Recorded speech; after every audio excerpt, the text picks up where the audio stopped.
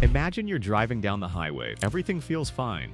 The music is playing, the road is clear, and then, without any warning, your engine dies. Not a slow fade, not a warning light that gives you time to pull over safely.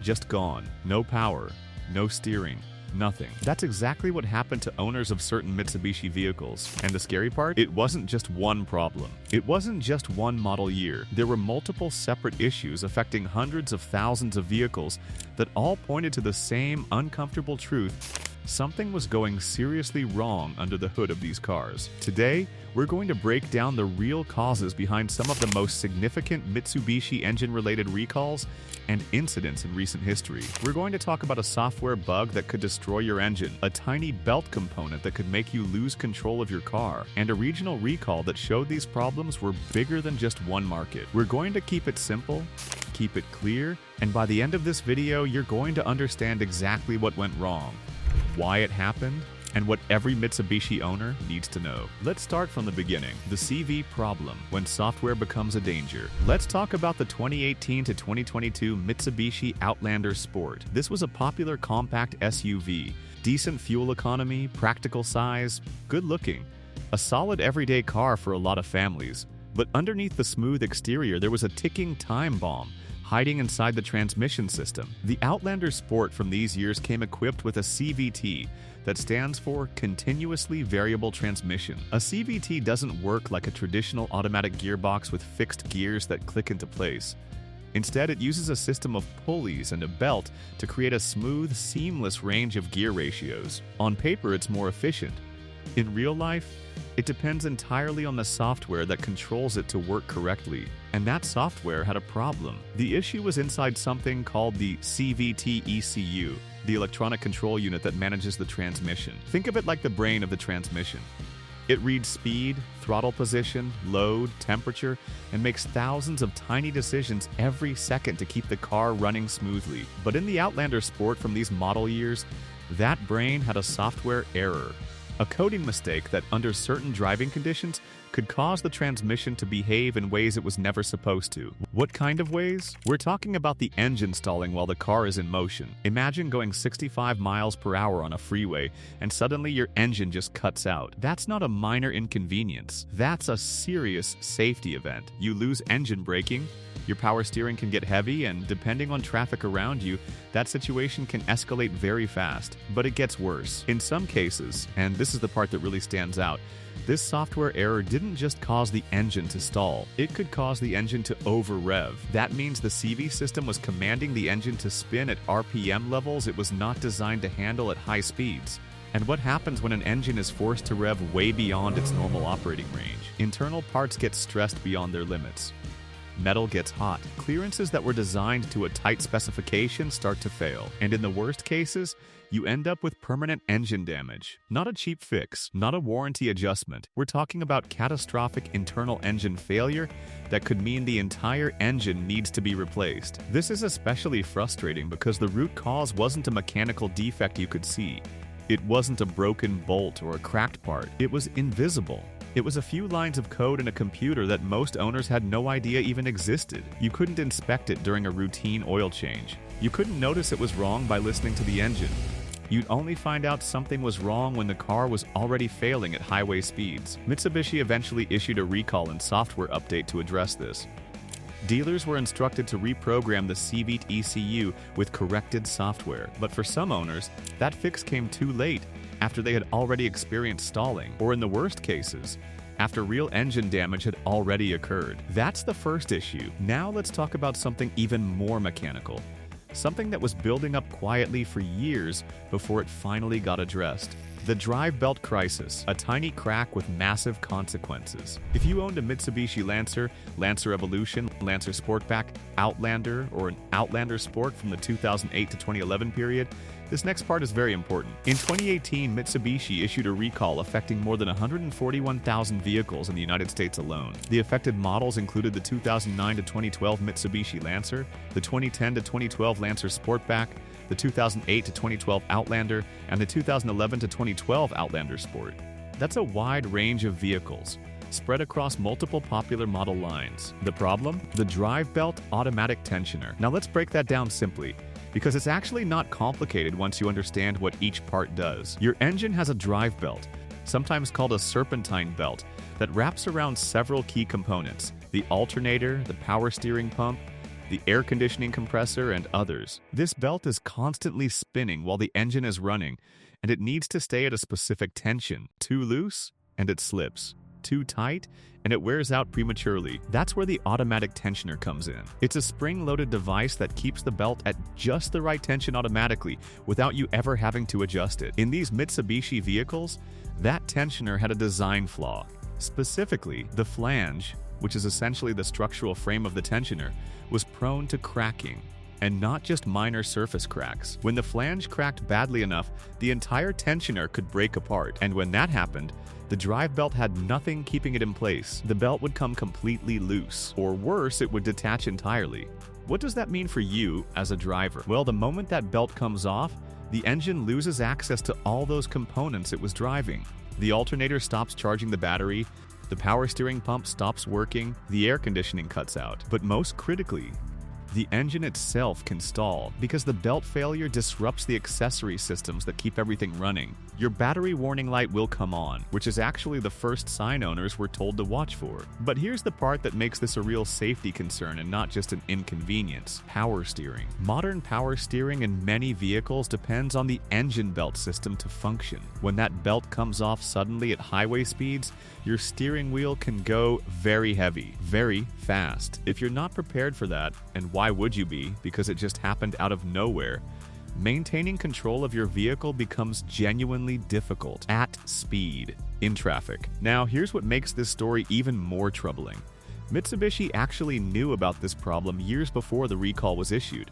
According to documented timelines, a field report describing an automatic tensioner breakage came in as early as September 2010. Engineers investigated and found that back in March 2008, someone had swapped the standard bearing inside the tensioner for a lead-free alternative. The intention was good.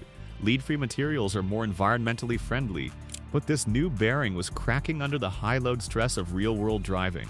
By December 2011, engineers had confirmed the root cause and reshaped the bearing design to reduce surface stress. But rather than issuing an immediate recall, Mitsubishi started a field monitoring program, then another one. It wasn't until January 2018, nearly 8 years after the first report came in, that Mitsubishi finally called for a voluntary safety recall after data showed the failure rate was higher than expected and continuing to rise. 8 years, over 141,000 vehicles, and the problem was known from almost the very beginning. The fix itself was straightforward. Dealers were directed to replace the drive belt tensioners in affected vehicles at no charge to owners. Mitsubishi notified dealers first, then reached out to owners by mail. But for anyone who experienced a sudden belt failure in the years before the recall, well, they had no way of knowing this was coming. Before we continue, a quick word. If you're finding this useful and you care about keeping your car running safely, do me a quick favor, hit that like button and subscribe to the channel. We post regular content about Mitsubishi vehicles, car maintenance, and everything you need to know to stay safe on the road. It doesn't cost you anything, and it helps us keep making content like this. And don't forget, leave a comment below and let us know your experience or any questions you have. We read every comment and love hearing from you. Now let's keep going, because we're not done yet. The Middle East recall, the same problem, a different region. The story of the drive belt auto tensioner failure didn't stay contained to North America. A similar recall was also carried out in the Middle East, specifically covering Mitsubishi Lancer and Outlander vehicles from the 2008 to 2010 model years. Al Habtoor Motors, the official Mitsubishi distributor in the UAE, issued a formal recall through their service network covering the engine auto tensioner failure in these models. For Mitsubishi owners in the Gulf region driving these model years, this was a critical notification. The same structural risk was present in their vehicles, and the same solution applied. Get the tensioner replaced at an authorized Mitsubishi service center. What's significant about this regional recall is that it confirms the drive belt auto tensioner problem was not just a North American quality control issue. It was a global manufacturing problem that affected vehicles sold in multiple markets around the world. Whether you bought your Mitsubishi in the United States, in Dubai, or anywhere else that received these models, the defective tensioner component was the same across the board. For owners in the Middle East who may have missed the notification or weren't sure if their vehicle was covered, the advice remains the same as it was for North American owners.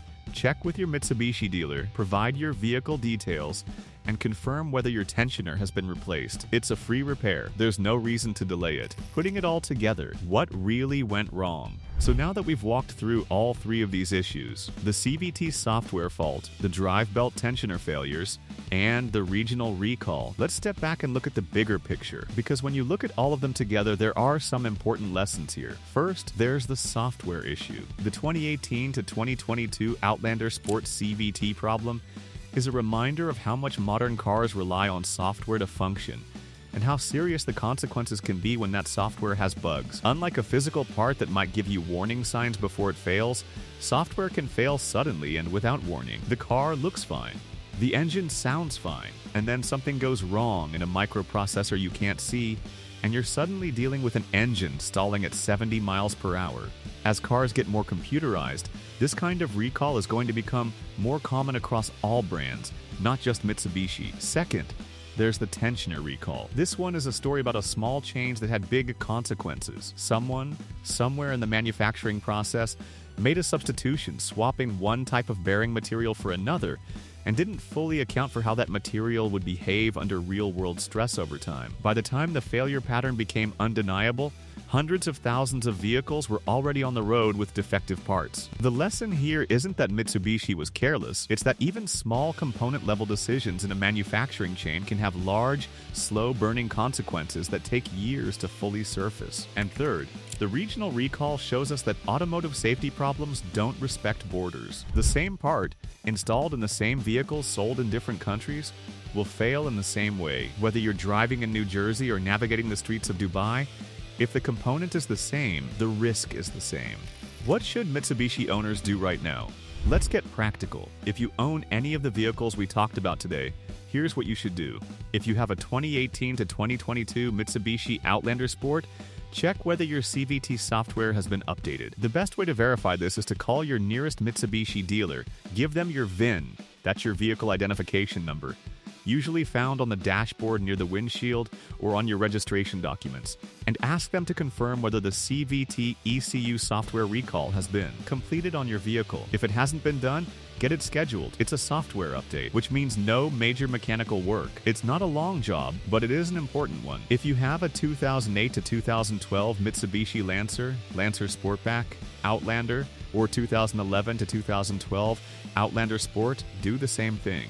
Call your dealer, give them your VIN, and ask specifically about the drive belt automatic tensioner recall. If the tensioner has not been replaced, get it done as soon as possible. Mitsubishi covered this repair at no cost to owners. If your dealership gives you any pushback about that, remind them of the recall number or contact Mitsubishi customer service directly. For owners in the WUA and the wider Gulf region driving 2008 to 2010 Lancer or Outlander models, reach out to Al Habtoor Motors or your nearest authorized Mitsubishi service center and ask about the engine auto tensioner recall. Again, this is a covered repair. You shouldn't be paying out of pocket for it. More generally, if you ever see your battery warning light come on unexpectedly while driving, especially in any of these older Mitsubishi models, don't ignore it. Pull over safely as soon as you can. That warning light in the context of the tensioner issue can be the first sign that the drive belt is about to fail. Don't push on and hope it clears itself. Take it seriously. And one more piece of advice that applies to any car owner, regularly check the NHTSA website. That's the National Highway Traffic Safety Administration at nhtsa.gov, and type in your VIN to see if there are any open recalls on your vehicle. It's free, it takes 2 minutes, and it could save you from a breakdown or worse, an accident. Here's the thing about recalls. They often get dismissed as minor inconveniences, paperwork, or dealer visits you'll get around to eventually. But what we looked at today shows that some of these issues were genuinely serious. Stalling at highway speed, loss of power steering, engine damage from over-revving. These aren't hypothetical risks. These are real things that happen to real Mitsubishi owners. The silver lining is that all three of these problems had solutions. Mitsubishi issued recalls, provided fixes at no charge, and gave owners a clear path forward. But that only helps if owners actually know about the issue and follow through with getting it fixed. That's exactly why content like this matters. Because not everyone reads recall notices. Not everyone checks the NHTSA website. Some people bought their car used and never got the original paperwork. Spreading this information, sharing it with a Mitsubishi-owning friend or family member, could genuinely make a difference. So if this video helped you understand something about your car that you didn't know before, do one thing for us. Subscribe to the channel and give this video a like. Every time you subscribe, you help us reach more people who might need to hear exactly what we just covered. And don't forget to leave a comment below. Tell us what you learned or ask any questions you still have. Thanks for watching, stay safe, and we'll see you in the next one.